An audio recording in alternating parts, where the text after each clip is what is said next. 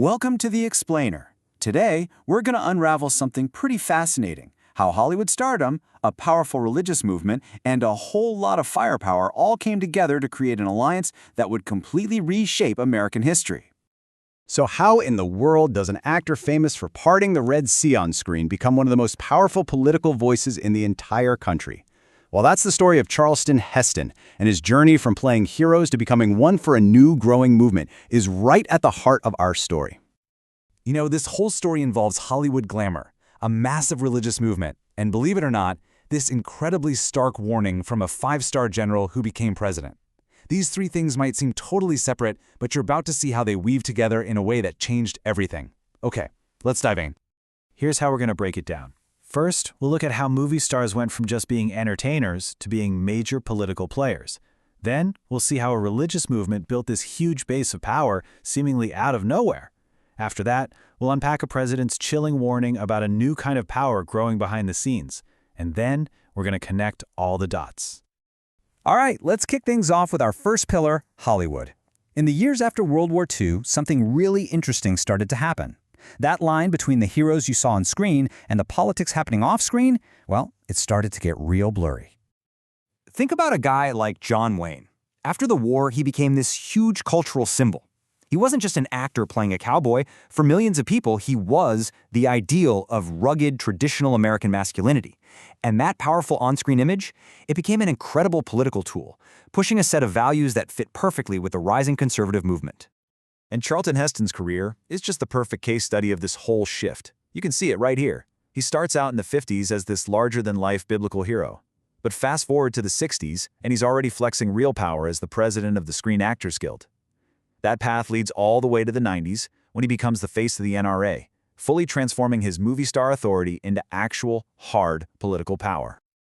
Okay, so while Hollywood was busy making these political icons, a totally different kind of power was getting organized all across the country. A religious revolution was kicking off, building an infrastructure that would soon become an absolute political juggernaut. So, what exactly is evangelicalism anyway? Well, historian David Bebbington gives us this really helpful framework. See, it's not one single church, but a movement that's all about these four things: a personal born-again experience, a belief in the Bible's authority, a focus on the cross, and, this is the really key one for our story, a powerful drive for activism, for spreading the message. And that focus on activism wasn't just about faith, it was about building power. Starting in the 1940s, evangelicals were systematically building this whole ecosystem of institutions, which eventually gave us political powerhouses like the moral majority. This was no accident. It was a highly organized network designed from the ground up to have influence. And how did they grow this network so fast? They absolutely mastered television. Televangelism gave them a direct pipeline into millions of American homes. It was a game changer because it shifted religious authority away from your local pastor or your own reading of the Bible and placed it in the hands of these charismatic TV personalities. That created a massive national following that could be mobilized in an instant. Now for our third and final thread.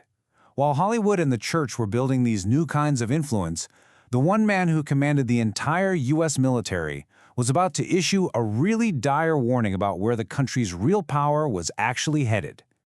Now, you got to remember, this wasn't some politician just trying to score points. This was Dwight D. Eisenhower, the supreme commander of the Allied forces in Europe during World War II. He'd seen war and industry up close like few others, and as he was leaving the presidency, he felt it was his duty to warn the American people about something very specific, and as it turns out, something very prophetic. And he gave this new power a name: the military-industrial complex.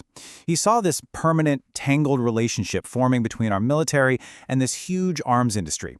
Look, he wasn't against having a strong defense, but what he feared was its unwarranted influence. An influence that, as we'll see, was about to find some very powerful new friends in culture and religion. So, let's recap.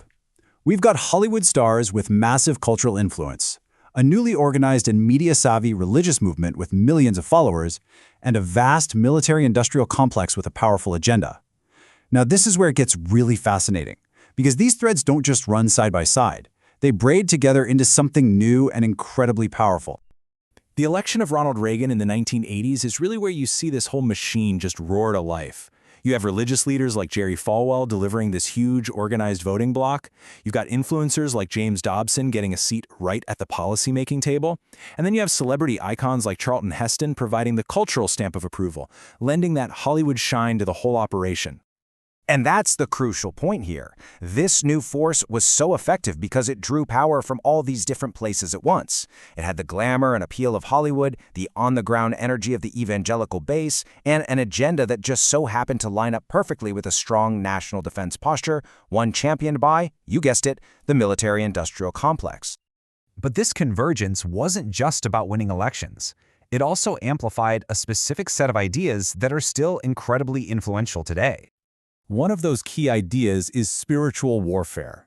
This is a worldview that frames life and faith as a literal battle between good and evil. Now think about that.